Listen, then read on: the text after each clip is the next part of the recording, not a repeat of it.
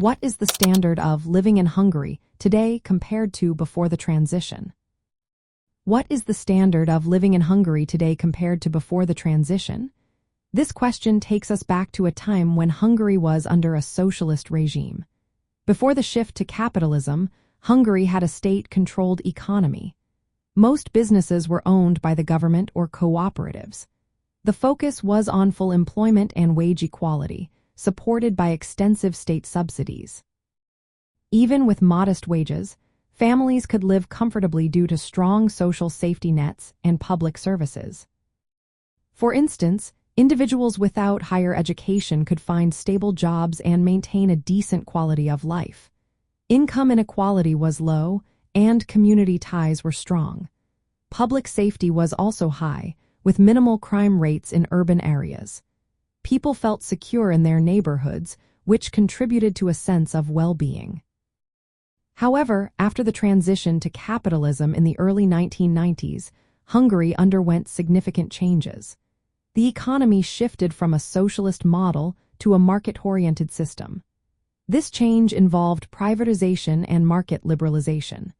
While some people became wealthier and had more consumer choices, the overall effects on society have been mixed. The new capitalist system led to increased income polarization. A small group of wealthy individuals, often referred to as oligarchs, accumulated substantial wealth. Meanwhile, a large portion of the population began to face poverty and economic insecurity. Today, approximately 40% of Hungarians live below the poverty line. Unemployment has also become a persistent issue, with many people struggling to find stable work.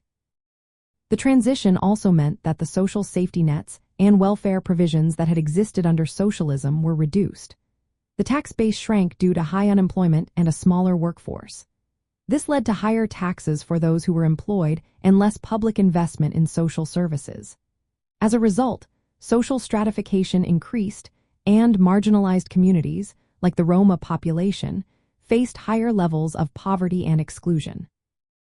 Looking back, the standard of living before the transition was characterized by greater social equality, job security, and comprehensive welfare support.